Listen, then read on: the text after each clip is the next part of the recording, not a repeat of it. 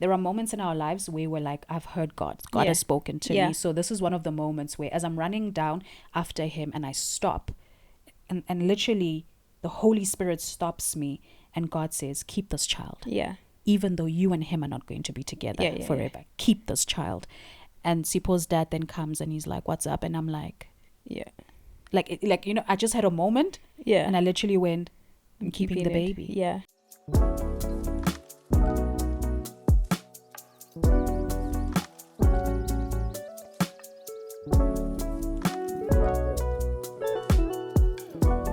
Hey, Chommies. Welcome back. And thanks for tuning into Friendship Frequency. Hope you guys are good, happy, and healthy. Hey, Chom. Hey, Chom. I let you do that intro all by yourself because did I do well? You did so well. Guys, can I just say something? Yeah. So maybe for some of you, you won't know that Pat might be in the industry. We're both in the industry, both actors. But she finds podcasting, YouTubing very awkward. Yeah. And so I think you're doing well. Thank and you. You've done well. That was a beautiful introduction. Thanks. Well done, my friend. Nyabonga, Also, you nyabonga. always look cute. Thanks. Threads of grace. Threads of grace. Make sure you guys follow all of the social media platforms. What is your... Buy some stuff, guys. Yeah, what is your handle? On there? Instagram, it is threadsofgrace_handmade. Nice. Thank you. So, are you ready? We're ready. Get ready. Chom. Let's go. Let me ask you something, right? I'm listening. Have you always wanted to be a mother? Yes. Really? Yes. You know this. I know this. I've always wanted to be a mother, and hey, guys, when I think about it now, yeah. Did I tell you the story when I decided when I was in varsity Yes. that I was going to be a foster mother? Yeah. I took that decision upon myself. So I volunteered for Just our audience. How old were you? Yeah, so for our audience. So I was in varsity probably my second year, 20. So I'm in varsity and I'm volunteering at this like feeding scheme for underprivileged kids. And I just fall in love with these 3 kids. And obviously after, spending a lot of time with them, spending a lot of time at the feeding scheme, I find out about their situation at home and it's just not great. And then and there, I'm like, you know what, guys? I think I can be your foster mother. Guys, do you think I looked into what that entails? Do you think I considered the legal side of matter? I just like, no. You guys are my kids. Yeah. From there on out, I started providing for those children. I started buying them their, school stuff and their groceries because I was working at Sisterhood. And then one day I arrive home and my mom's like, and then? No warning. I don't tell her I'm coming home with 3 kids. You came home with them? I went to go see their parents, their mother. The mother said, you can go. You can live with them. I got home. My mother's like, so then? I said, yeah, guys, I just want to let you know I'm a foster mother now. That is the cutest thing, though. Anyway, so I've always loved kids. For as long as I can remember, even when I was a kid, I was always the babysitter. I was the kid looking after the kids. So I've always wanted a big family. I've always wanted kids myself. I thought I would definitely start having kids a lot sooner. Because when you're like 15, 25 seems old. Yeah. So you're like, I want to start having babies. Got 25. Not even 25. I was like 21. I said, let's go. And you were married at 20. 21, I was, yes, you're going to start having them. God had other plans. Do you remember? Your story reminds me of, do you remember when we were in Kensington at my hairdressers and we're getting I don't know if I was getting my hair done and you were there with me or whatever it was. And then we don't know the full story, can't remember, but this baby comes in. It was actually a heartbreaking situation because, was the mom? The mom wasn't too okay, but the baby was also like malnourished and the people, dirty diaper. Yes, and at the salon they were telling us that she doesn't have money to take care, feed the child, and all that stuff, etc., etc. Steph and I, right then and there, we were like, we're adopting this child. We were like, okay, the child will come to me. We're gonna co-parent. Friend, how old were we? We were young. Young. We can't make this up, and nor were we joking. We were actually being very serious, Yeah. And so I've definitely, and I know you've also I think you've always wanted kids. Similar to you, I was always good with kids as well. Yeah. Kids loved me. I loved kids. And I wanted to start having kids at 25 as well, because I thought 25 was old. Yeah. I wanted to get married, I think, 25 and start having them at 25. And I wanted like 10 kids. Hectic. Okay. And then I had, gosh. Then I had, so this is, so yes. And then you had. then I had one. Then you had one. That number came down very quickly. And have you ever thought to yourself, like, what life would be like? Just like a thought, like if you didn't have I kids? have, of course. Yeah? Haibo. You have? I have. And what does that thought look like? Yeah. I think if I didn't have kids now, I'd be probably somewhere in the world. Vela wouldn't even be in South Africa. I'm telling you right now. First of all. First and foremost. I was going to be somewhere else in the world. I think living my best life. Being a bachelorette and living and eating my money. Eating your money. Because right now they are eating your money. Like, yeah. Hectic. So I think I would have definitely been out there. Yeah. I don't know how God was going to find me, like through all of that. I don't know where I would be. Would I be going to church? Would I even have a relationship with him? But I know that I would have. I've always been ambitious, ne? And I've always dared. Like, I've always, so I feel like I would have been in LA. I would have been somewhere chasing my dreams, but probably living recklessly, if we're being honest. Yeah. Okay. How many kids have you wanted? Yes, I've always wanted a lot of kids, but not like 10. I mean, I was reasonable. So to me, I would say maybe like initially 4. Then even before I had kids, I settled on 3. And then for the longest time, I was like, I want 2 of my own. And then I want to adopt. You've always said that. Yeah, and then I want to adopt one. So that was kind of numbers. I'm currently part of the one and done team now. Are you as sure? It stands. You sure? Yeah. Until further notice. I'm part of the one and done. I'm happy. One and done? Yeah, one and done. I don't believe so, friend. Listen. I don't Listen, believe it. ma'am. Yes, ma'am. Yes, ma'am. These are my ovaries. Please. Yeah. So as it stands, until further notice, you and your ovaries, me and my ovaries and business. my body is done and closed for business. Okay. In terms of kids coming from me, we can talk about adoption and that, but kids coming from this being sitting here. Yeah. Can I I think I'm done too. Okay, moving on. I beg to differ. Excuse you. I beg to differ. Excuse Pat you. wants a daughter. I've always wanted a daughter, right? I've got 2 boys, guys. I've always wanted a daughter. My children, Sipho is 16. My firstborn is 16. And Tamago is 6, right? 10 years apart. 10 years gap. 10-year gap, yeah. Anyways, English. Friend, ufuna ukuthi ngiqale phansi? Like, when I think about starting over again, when I see people with newborn babies, ne? Hey, that thing of not sleeping at night, so burping and whatnot. Like, I'm living my best life now. Right. Right. And this is part of our quick fire questions, right? Sure. So on that note, you spoke about Sipho and Kamako. Yeah, were both of them planned? Were both your kids planned? Yeah, guys, I mean, I planned to have a child at 18. Don't be sarcastic. Don't come here with your sarcasm. Out here in acting school is the lowest form of wit. Let's just start there. I've got a dry sense of humor anyway. Anyway, fine. So obviously, Sipho was not planned. My beautiful firstborn, Sipho, was not planned. Obviously, I was 18 years old. I was studying acting. He was a surprise. He was a beautiful surprise gift. That's why Sipho. Yeah. He was a beautiful gift. Before people get touched. I remember one day, I think I told you, I don't know how I phrased it, ne? And Sipho goes, he was so dramatic. So it was a mistake. I was like, whoa. I said, wait, Nana, just relax. Did we get here? No. Yeah. And then Tamaku, so had Sipho at 18, had Tamaku at 28. Now that one was fully planned. Yeah, no, I remember those days. Yo. I was part and parcel of that calendar. I was part of the calendar. The ovulation calendar. The ovulation calendar. My friend really wrote me in. So remember, it was me, you, and Steph's cousin Walter Reek. We took a trip to Botswana, yeah. Gaborone. We had gone to see Steph's family.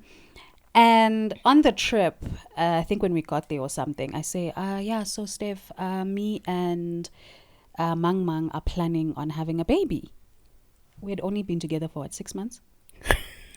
And I thought this was it. I had waited. I had Your whole life for this. and we were here. Yeah. And yeah, so Kamaku was planned. What did I say when you told me? I can't recall. Obviously, you actually, you thought I was joking. You're like, there's no way. Like, so out of Steph's friends, nah, I think I'm the one who stress. I'm so glad you said it and I didn't have to say it. Hey, yeah. At that time, you must be the like. Anyway, I've put you through a lot. You've put me I'm through sorry.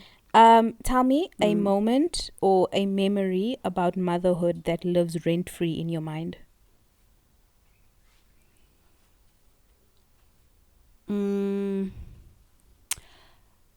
Well, because you and I share this one, I think because of all the drama, is giving birth to Tamago, my second born, because I had the best pregnancy. Yes, you had. Oh my word, you had a really good pregnancy. I had, and you glowed, and you looked so remember beautiful. when I would laugh and how my tummy would laugh as well? Literally, it would do that. So I had the best pregnancy ever. And then 5-2. So my water breaks at 11 o'clock at night. And Steph had been to majority of my scans. Steph was there when everything. You were there every step of the way.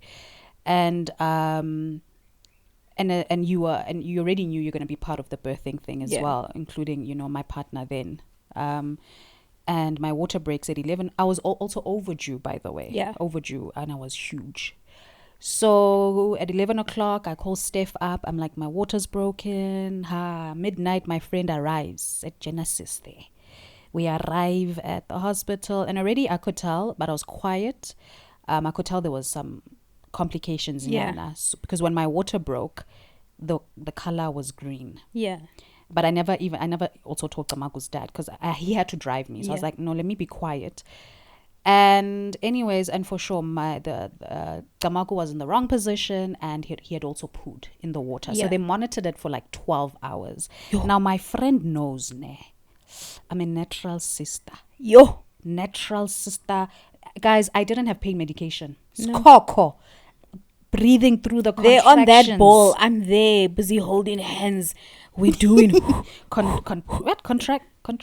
they contractions? Yes, those things. It's been a while. Yes, those ones. It's been a while. I was good going down and up the stairs. We walked to the zoo lake. Like no pain medication, nothing. Brothers begalele.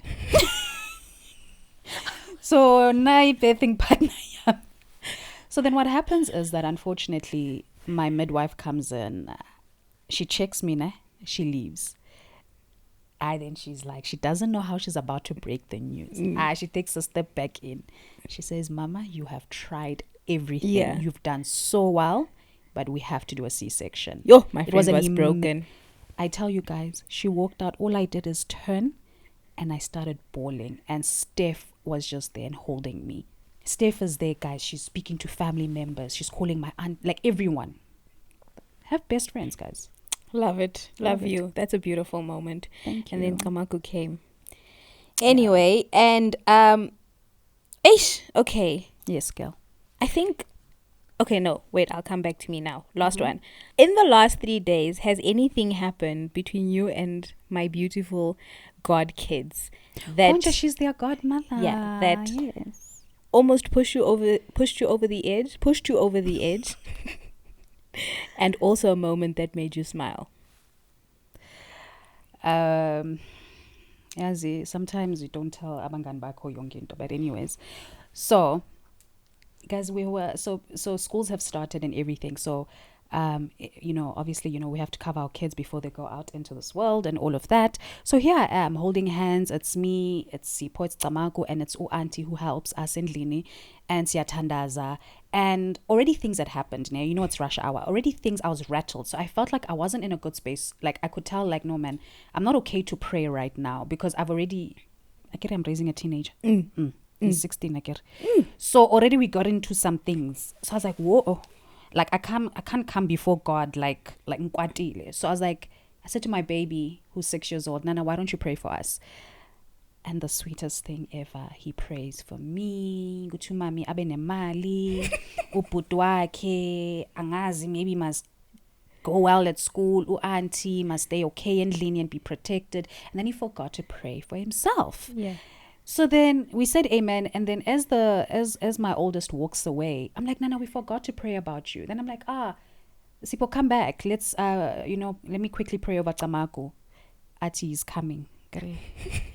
Wait. And it's wait of the 100th one. Wait, I'm coming. For sure I wait. I literally, after I don't know how many minutes, I call him back again. And he's like to me, yeah, I'm tying my shoelaces. It's not a big deal. Or whatever, chill. Now you see me. I do chill, guys. I feel like before I get to the point of it's been a lot of saying calm. It's been a lot of talking and and eventually I don't talk. Other things start talking. Like hands. Hands flew. So imagine you finish praying. I started off in Kwatile, then jiggy, oh my baby prayed, jiggy. I saw my hands flying in different directions. Yeah, hectic. Hands were thrown. Okay, so laid on. Hands were laid and not in the spiritual way. Maybe they were. In a different way. Do you believe in disciplining through hidings? I wish. First of all, were you given hidings? Hey, I was. Hey, you were. No, me, I was trapped. That wasn't a hiding. Those weren't hidings. Those weren't hidings. There's a line between hidings and then yeah. No, I definitely. I don't even like hitting. So obviously after that situation happened, I was, I came back home and I just said, Auntie, was I wrong? Because I felt guilty. I always feel guilty. I don't feel okay if And she was like, no, Mama, you've been talking and stuff. And, and so it was definitely, so I don't want to have to and things. But sometimes you get to a point where I'm a single parent. So there's no father figure in the house. So now I have to play mother and I nurturer, but I also I find myself, I'm the disciplinarian. Yeah. I'm the one that has to put order, and it drives me mad because naturally as a person, there are moments where I do like talking, but majority of the time I just like being quiet. Yeah. I don't like raising my voice. That's why even with partners, I don't like raising my voice. I like talking through our issues and stuff. Once I find myself ngilapayana, so now I feel like, because naturally your kids are your kids, I feel like pushed more over the edge and things. Yeah. So I don't, it's not like I believe in it. I believe it's like, listen, I wish I could do gentle parenting. Yeah. But no, I think I'm a bit of a bit of both. Like, I'm for gentle parenting. Yeah. But there's a line, and obviously Rue's only 2.5. But she's getting to the age of now where she's testing, pushing boundaries, and both Hungs and I are quite the disciplinarian. So, the grandparents are always feeling sorry for their grandchild, because Hungs and I were both pretty strict, I would say. But he's worst. He's like, not even worse. He's worst than me. No, really. Is that English, my friend? He's west. He's west. I'm emphasizing he's west. He's worse than you. So I have to sometimes be more of like the, just the middle person. Because we can't both operate at that, level. So we're still early into it. Definitely. There's still gentle parenting. But I think... And she's only a baby. She's still a baby. But now it's when... now you are laying the foundation. You better lay a strong foundation there, Sure. But she's a good kid. Yeah. But I think for later on, if the situation calls for it, Yeah. hey, we must be careful here. We'll be arrested. Do you know it's Will we be arrested? it's illegal. Okay. Anyway, if situations call for it, Yeah. I will consider it. And it has to, like, But it has to, the situation has to call has for to it. call for it, not Yeah. just No, man. willy-nilly, you know what I mean? Yeah. But anyway. So, can I ask you, Ne? Like, you speaking about how you and Hungs like raise Urulani. How have you seen the differences or similarities between how you were raised? Like, how were you raised? I think probably, so we were raised in a home where I would say my dad was definitely like the head of the home, like kind of a typical conservative, I want to, like, Christian led. The man, the husband, the father is the head of the home. He was also much more the disciplinarian. But make no mistake, my mother was also a disciplinarian, but my mom, there was something different about when she told us to stop doing something. We listened, because she didn't have to do much, and she never, hardly ever gave us a hiding. I can't even remember. My dad would give us hidings, but not a lot. I can't recall that. Probably my brother got more hidings than we did, but I can remember maybe once or so with my dad and the girls. Yeah. But we grew up in a household, which is one thing that I'm definitely keen on incorporating and am with Rulani, where there was freedom to speak and to kind of express how you feel. Okay. And we could sit around the dinner table and bring on things that, are bothering us, or certain stuff. There was also, in our house, there was also a lot of rules, like, you're under this roof, so this is how things get done, chores, that kind of foundational things. Whether, like, I think I spoke in another episode about whether you want to do it or don't want to do it. Yes. The fact is, this is what is happening. So there are things that you're not going to negotiate. We're not going to talk about gentle parenting in the sense of, if you feel you don't want to go to church, it's your right. No, there was no such thing as those rights. There were certain things that's what's happening. So those things I definitely would want to incorporate. I think one thing maybe we're trying to do differently, I would say, is maybe let me think about what maybe I was raised with that is a bit different now. Were you allowed to, like, go outside? Uyodlala nabangani bakho? Yeah. But now the times are different.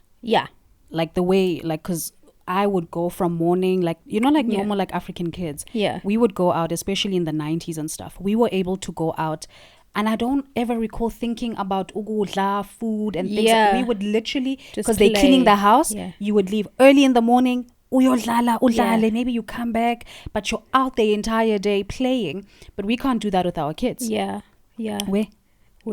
True. So that's definitely something different, and therefore now it feels like I had a huge imagination as a kid. I was able to play by myself, but now you find that you always, okay, now we need to have activities planned out and things like that. Activities way, especially the way I grew up, imali bengekho, and stuff. There's a point when I was born, for the first 5 years of my life, we were rich, we had money, right? But we lost everything. And so, from living in rooms and things like that and whatever, there was no money for activities and stuff. And I don't ever think it was a big deal from my side, to be honest.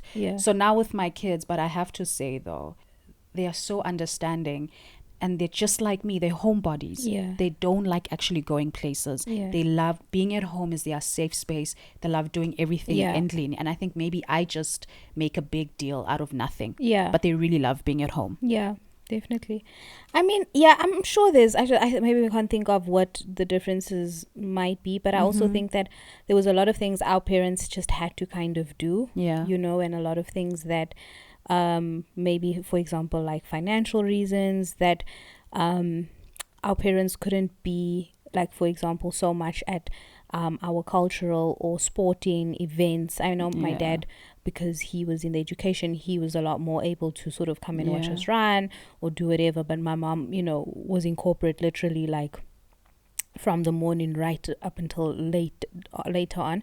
So when I speak about, I hope that I'm able to, be more at whatever things Rulani will be involved in. It's not from a place of resentment, because I understand why it was that my mom couldn't be that much active in the activities that we're doing. But we were privileged enough to have activities that we were doing at school and things like that.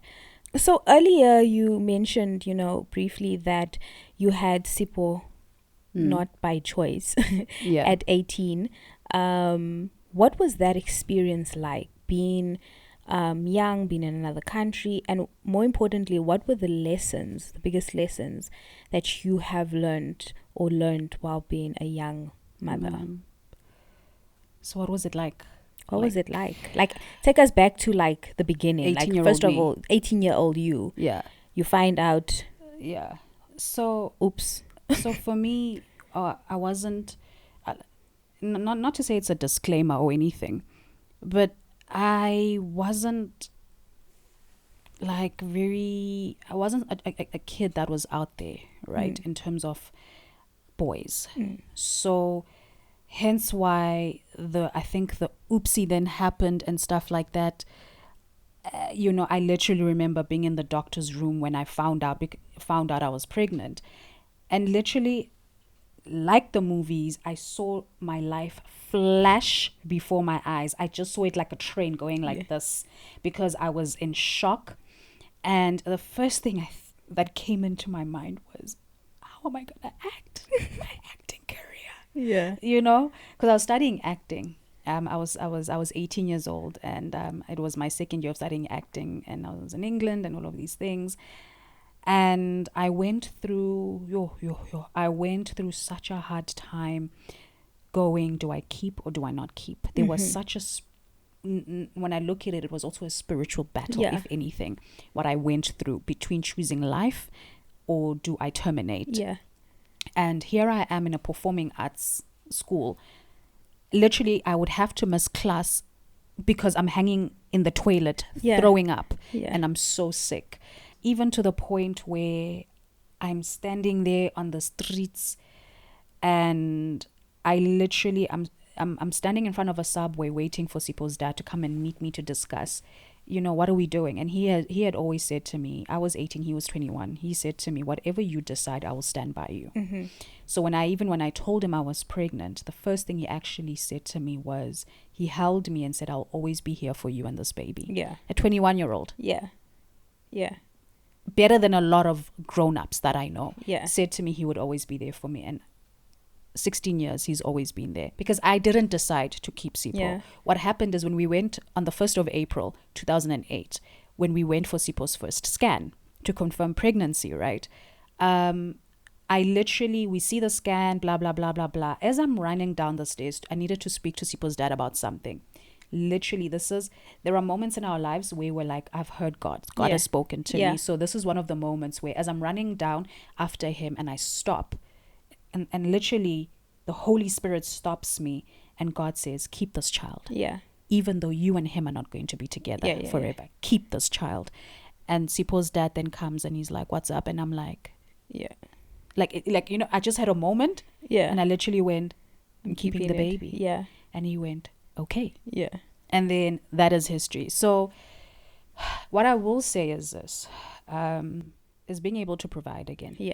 Because here I am, of course, you're leaning on your family. To be honest, I felt like a burden.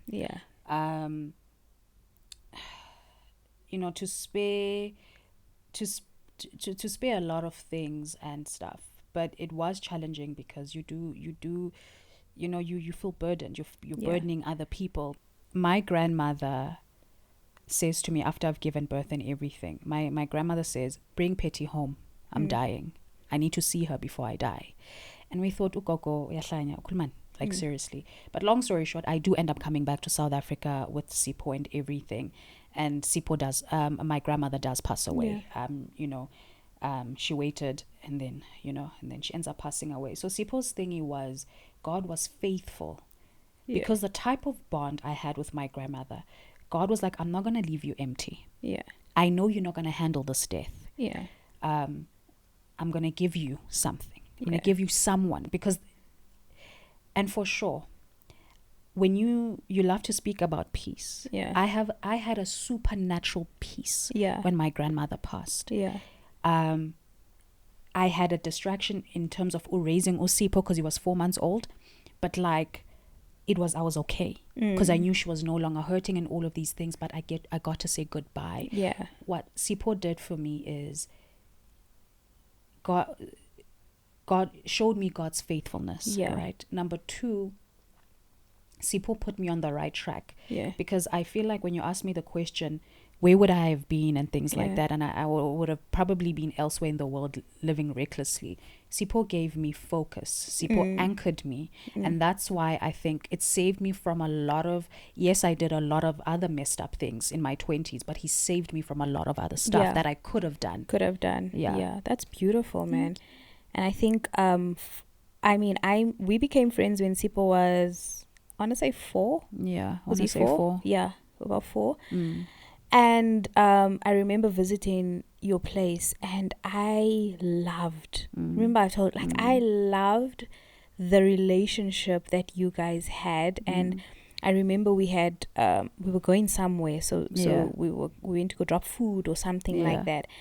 And up to this day, Sipo is the most affectionate 16-year-old you will ever find. Like, you always say, love you, Auntie Steph. When Sipo hugs you, it's like he's gonna push you over. Because he gives you like this, for a 16-year-old boy, he gives you this like bare hug that literally he means it, you know.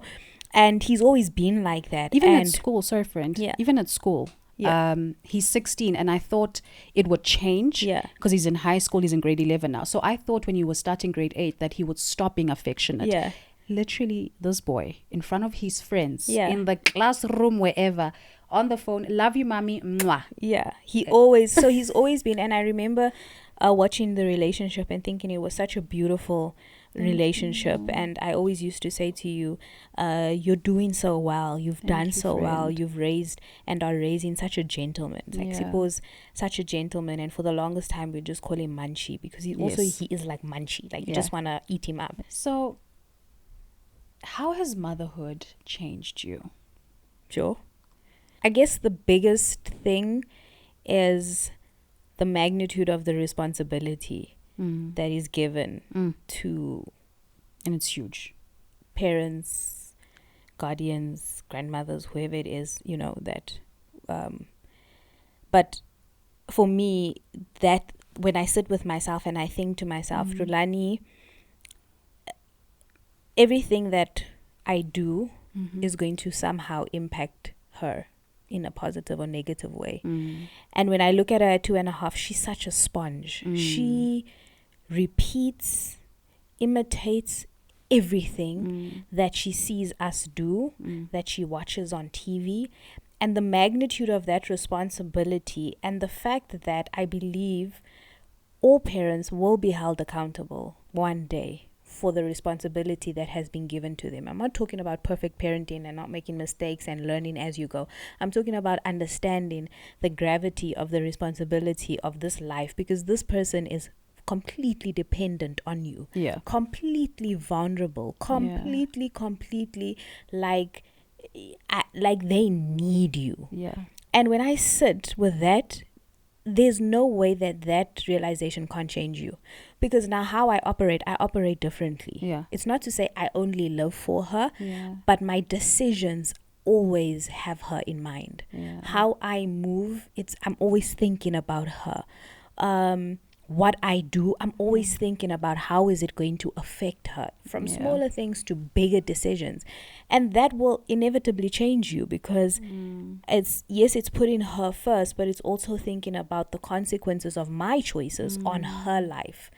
And so I think that there has changed me, has I think maybe made me just a lot more self-aware of and sometimes, listen, don't get it right all the time. Sometimes I catch myself, just maybe slipping up or not considering, how something might affect her. Or so, but for the most part, I definitely am a lot more aware and conscious of the decisions I make and how it might impact her, and that has definitely changed me.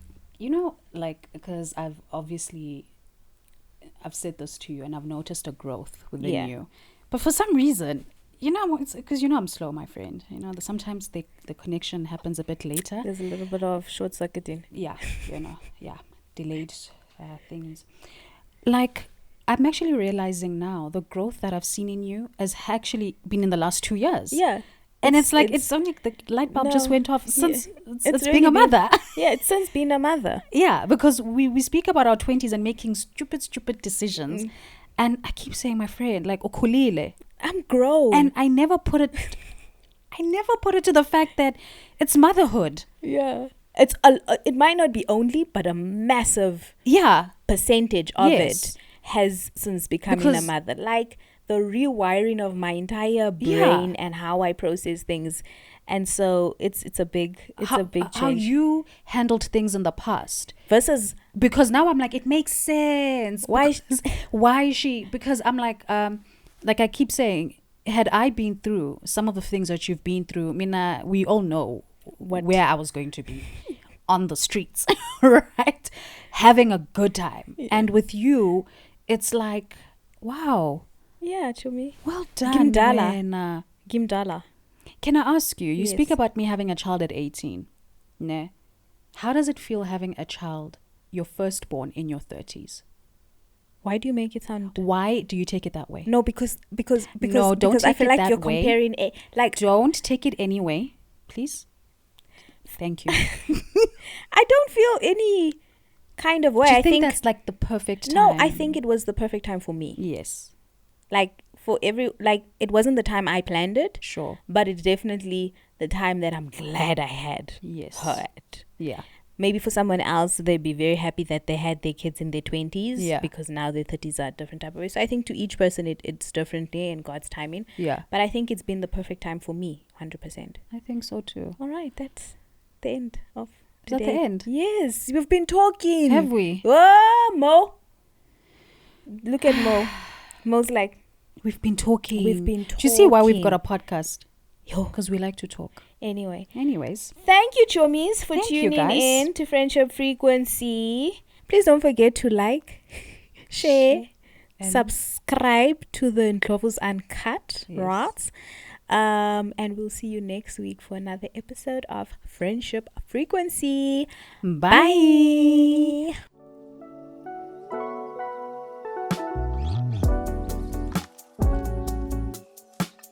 Bye.